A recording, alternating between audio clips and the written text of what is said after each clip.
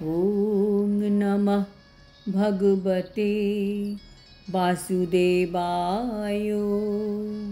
শ্রীমদ্ ভগবদ গীতা অষ্টম অধ্যায় অক্ষর ব্রহ্মযোগ। হরে কৃষ্ণ। আজ আমরা অষ্টম অধ্যায়ের 22 নম্বর শ্লোকটি শুনব। পুরুষঃ স পরঃ পার্থ ভক্তালভ্যস্তনন্যয়া যস্যান্তঃস্থানি ভূতানি येनो সর্বমিদং ততম।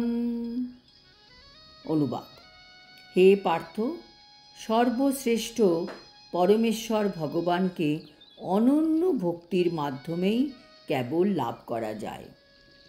তিনি যদিও তার ধামে নিত্য বিরাজমান, তবুও সর্বব্যাপ্ত এবং সব কিছু তার মধ্যেই অবস্থিত।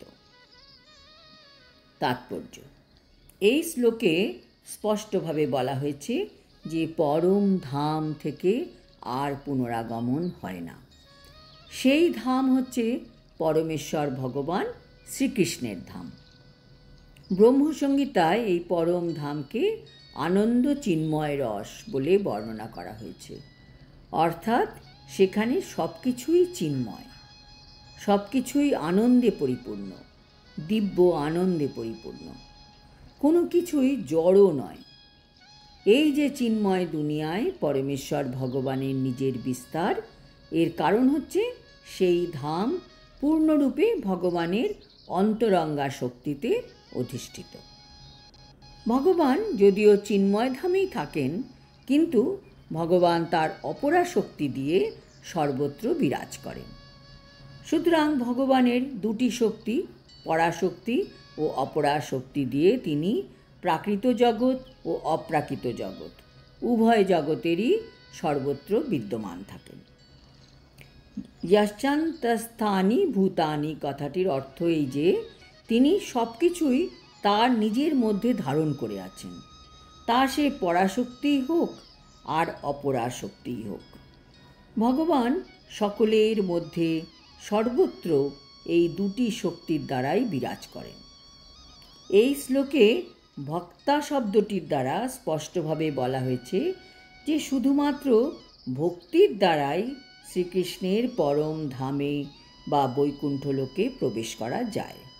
অন্য কোনোভাবে সেই পরম ধাম লাভ করা যাবে না।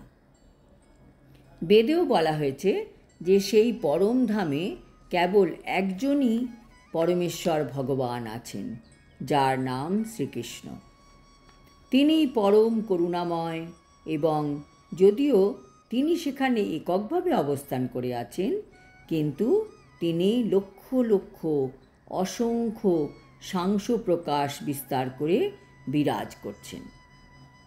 বেদে পরমেশ্বরকে এমন একটি গাছের সঙ্গে তুলনা করা হয়েছে যে গাছটি স্থিরভাবে দাঁড়িয়ে থেকেও নানা রকমের ফল ফুল বহন করছে এবং পত্রসমূহের পরিবর্তন করছে।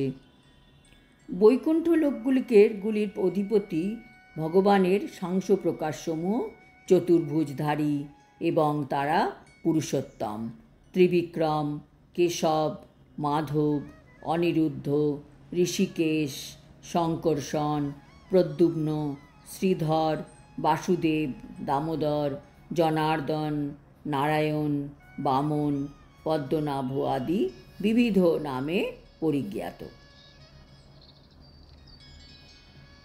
ব্রহ্মসংহিতায় দৃঢ়ভাবে বলা হয়েছে যে যদিও ভগবান তার পরম ধাম গোলক বৃন্দাবনে নিত্য বিরাজমান, তবুও তিনি সর্বব্যাপ্ত, যার ফলে সব কিছুই কত সুষ্ঠুভাবে সম্পন্ন হয়ে চলেছে। গোলোক এব নিবসত্য খিলাত্মভূতা। বেদেও বলা হয়েছে ভগবানের শক্তিসমূহ এতই পরিব্যাপ্ত যে তারা সুবিন্যস্ত ও ত্রুটিহীনভাবে বিশ্ব ব্রহ্মাণ্ডের সব কিছুই পরিচালনা করে চলেছেন। যদিও পরমেশ্বর ভগবান বহু বহু দূরে অবস্থিত, তবুও এই পৃথিবীর সব কিছুই ঠিকভাবে চলছে।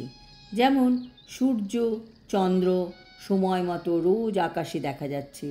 অমাবস্যা পূর্ণিমা আকাশ, সমুদ্র, গ্রহ, নক্ষত্র, পৃথিবী সব কিছু কত নিয়ম মতো যে যার কাজ করে চলেছে। এদের পরিচালনা কে করছে? এই সব ভগবানের সৃষ্টির মধ্যে কোনো ভুল বা দোষ খুঁজে পাওয়া যায় না। সূর্য সময় মতো রোজ উঠছে, সময় মতো অস্ত যাচ্ছে। কখনো অপেক্ষা করছি আমরা যে কখন সূর্য উঠবে, সেটা কখনোই করতে হয় না।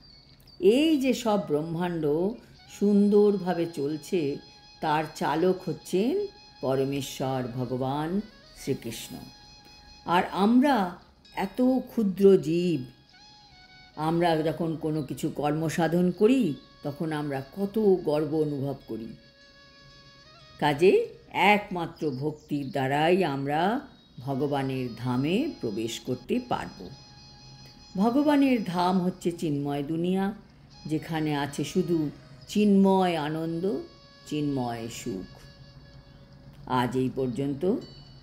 পরের শ্লোকে কৃষ্ণ বলবেন, পূর্ণ শরণাগত অনন্য ভক্তরা দেহত্যাগ করার পর এই জগতে প্রত্যাবর্তন করেন কি করেন না সেই সম্বন্ধে। হরি ওম তৎসৎ। হরে কৃষ্ণ।